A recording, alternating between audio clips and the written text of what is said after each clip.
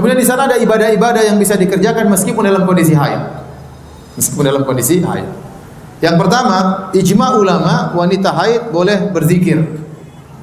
Zikir pagi petang, zikir subhanallah walhamdulillah wala ilaha illallah akbar, boleh berzikir. Zikir apa saja.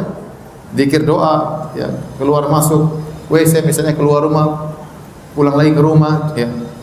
Kemudian zikir usahakan menggunakan jari-jari. Kata Nabi sallallahu alaihi wasallam, "Ya nisa'al mu'minat, 'alaikunna bit-tahlil wat tasbih wat taqdis. La taghfalanna fatansina rahmah." Wahai para wanita-wanita mukminat, hendaknya kalian bertahlil, bertasbih, dan janganlah kalian lalai sehingga kalian lupakan rahmat Allah. Wa qudna bil anamil fa innahunna mas'ulatun mustantaqatun, dan hendaknya kalian berzikir dengan jari-jari kalian. Karena jari-jari ini akan ditanya oleh Allah dan akan berbicara pada hari kiamat kelak. Menjadi bukti bahwasanya ibu-ibu pernah berzikir dengan jari-jari tersebut. Kalau tidak bisa berzikir dengan jari-jari karena ingin hitungan tertentu menggunakan alat hitung, tidak apa-apa. Menggunakan tasbih juga tidak apa-apa. Terutama yang sudah tua-tua, ya. Tetapi yang lebih afdal menggunakan apa? Jari. Menggunakan jari. Dan zikir itu ibadah yang sangat mudah, ibu-ibu. Dalam kondisi apapun kita boleh berzikir. Makanya Allah berkata, "Alladzina yadhkurunallaha qiyaman wa qu'udan wa 'ala junubihim." Orang-orang yang berzikir tatkala sedang berdiri, tatkala sedang duduk, tatkala sedang berbaring. Ibu-ibu mungkin mau tidur berbaring, tidur siang, belum ngantuk, zikir subhanallah, alhamdulillah, Allahu akbar. Subhanallah, astagfirullah, astagfirullah, astagfirullah, sampai tidur. Apa susahnya? Kebanyakan ibu-ibu kalau sudah tidur, buka Facebook. Sampai ketiduran. Benar atau tidak? Kayaknya kurang keras. Benar atau tidak? Benar. Dirubah. Kalau mau tidur zikir subhanallah, alhamdulillah, sampai ngantuk. Sampai ngantuk. Pahala berjalan. Jadi zikir adalah ibadah yang dibolehkan dengan ijma ulama meskipun dalam kondisi haid maupun nifas. Kemudian yang kedua, apakah wanita haid dan nifas boleh baca Quran? Maka ini ada khilaf di kalangan para ulama. Namun pendapat yang dipilih oleh Imam Malik rahimahullah dan riwayat dari Imam Ahmad, dan ini pendapat dipilih oleh Ibnu Taimiyah rahimahullah dan dipilih oleh Syekh Utsaimin rahimahullah, dan saya juga condong kepada pendapat ini, wanita haid boleh baca Quran tapi tidak boleh sentuh Quran. Saya ulangi, jadi wanita haid boleh baca Quran tapi tidak boleh sentuh Quran. Caranya bagaimana? Dia bawa mushaf, dia buka dengan misalnya dengan lidi atau dengan apa, dengan pena, atau dia baca Quran dari HP. Karena HP tidak mengambil hukum mushaf, paham?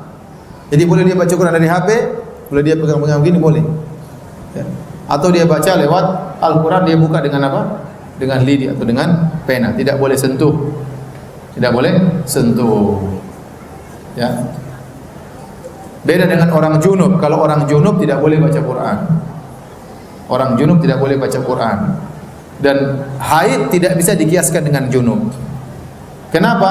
Dari dua sisi.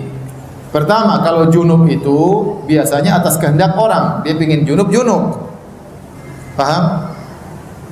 Dengan bergaul dengan suaminya, ya, atau yang lainnya, ya. Tetapi kalau haid, maka itu bukan keinginan dia. Dia enggak mau haid pun Allah kasih apa? Haid. Paham? Ini perbedaan yang pertama. Perbedaan yang kedua, junub kalau mau dihilangkan mudah, tinggal mandi selesai.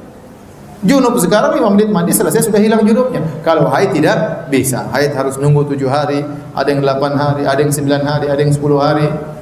Maka dari situ kata para ulama, haid tidak bisa dikiaskan dengan junub. Kalau orang junub tidak boleh baca Quran, kalau haid boleh baca Quran. Jadi alhamdulillah target 2 kali khatam insyaallah bisa. Meskipun dalam kondisi haid bisa baca Quran. Tapi jangan disentuh. Kemudian juga tidak mengapa kalau mungkin lelah baca Quran, karena baca Quran ada kelelahan juga. Bisa dengar pengajian, bisa dengar murattal Al-Quran, ya. Bisa nonton ceramah-ceramah, ya. Bisa baca buku-buku yang bermanfaat. Ini juga menambah pahala. Bisa telepon orang tua waktu kosong nih. Telepon ibu, "Bu, gimana kabarnya?" Ngobrol lah 15 menit. "Bu, gimana kabarnya? Gimana kesehatannya, Bu? Siapa aja yang telepon, Bu? Gimana kabarnya si fulan?" Ngobrol aja, ngalur ngidul, enggak apa-apa. sama ibu, sama bapak juga. Pak, gimana kabarnya? Bapak lagi sibuk. Oh gitu sudah. Matiin. Pokoknya ngobrol, telepon anak-anak, silaturahmi. Karena ibu-ibu kalau suruh diam susah kayaknya. Ya udah, kalau nggak bisa diam, telepon sana, telepon sini, nggak ada masalah. Itu pulsa habis pada tempatnya, nggak ada masalah. Apalagi sekarang pakai WhatsApp gratisan. Telepon anak, telepon kakak, telepon bibi, telepon tante, telepon bapak, telepon emak, telepon nenek, ya. Teleponin semuanya, tanya kabar-kabarnya. Bosan lagi, ya udah dengar ceramah sampai ngantuk, sampai ngantuk. Begitu. Bosan lagi, zikir. Kata Nabi, la yazalu lisanuka ratiban atau ratban min dzikrillah. Biasakan lisanmu untuk banyak basah karena berzikir kepada Allah Subhanahu wa taala. Zikir itu pahalanya besar, tapi banyak orang yang tidak melakukannya. Indonesia belum bisa seperti Saudi. Kalau Saudi saya sering lihat orang jalan sambil berzikir banyak. Supir mobil sambil berzikir banyak. Orang jalan di jalan sampai subhanallah, alhamdulillah sampai banyak. Indonesia belum hidup seperti itu. Nanti biasanya kalau berzikir rame-rame ngumpul dulu baru kemudian berzikir. Adapun kalau jalan-jalan sendiri, ya jarang yang berzikir. Belum hidup, maksud saya ada tapi belum hidup. Kemudian di antara ibadah yang sangat agung berdoa. Terutama di bulan Ramadan, terutama di malam-malam ganjil di 10 malam terakhir. Wanita haid berdoa, ya doa dikabulkan. Dan berdoa di bulan Ramadan memiliki keistimewaan. Makanya ya, apalagi dalam kondisi berpuasa. Tidak berpuasa pun insya Allah dikabulkan doa, apalagi dalam kondisi berpuasa. Jadi wanita haid boleh berdoa. Ustaz, apakah wanita haid bisa meraih Lailatul Qadar? Jawabannya bisa. Lailatul Qadar yang terbaik dalam kondisi i'tikaf, Tapi seandainya tidak i'tikaf juga tidak mengapa. Ya, seandainya tidak i'tikaf juga tidak mengapa. Ya, tidak harus i'tikaf. Ya, maka dalam kondisi haid banyak berdoa. Makanya Aisyah radhiyallahu anha berkata kepada Rasulullah, "Ya Rasulullah, ara'ait law alimtu anna lailatul qadar, madza aqul?" Ya Rasulullah, bagaimana menurut Anda kalau saya tahu malam ini Lailatul Qadar, apa yang saya ucapkan? Kata Nabi, "Quli," katakanlah wahai Aisyah, "Allahumma innaka afuwun tuhibbul afwa fa'fu anni." Ya Allah, sungguhnya Engkau Maha Pengampun dan Engkau mencintai ampunan, maka ampunilah diriku. Maka perbanyak berdoa ya, meskipun dalam kondisi haid ya. Dan enggak mengapa kalau tahu di samping masjid, di samping rumah ada masjid membuat acara i'tikaf, maka ikut serta, ya siapkan makanan untuk orang buka puasa, untuk orang sahur, membantu DKM masjid, ya.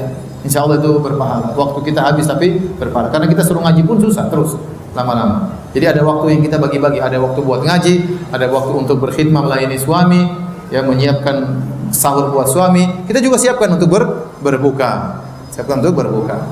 Namun ingat, bulan Ramadan juga ya bukan bulan untuk apa kemudian bikin makanan banyak-banyak, enggak juga, karena waktu kita terbuang nanti.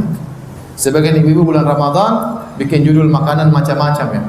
Satu hari judulnya 5, masak ini, ini ngabisin waktu ibu-ibu. Masak enak tapi jangan tiap hari seperti itu. Jangan tiap hari seperti itu karena waktu kita terbatas.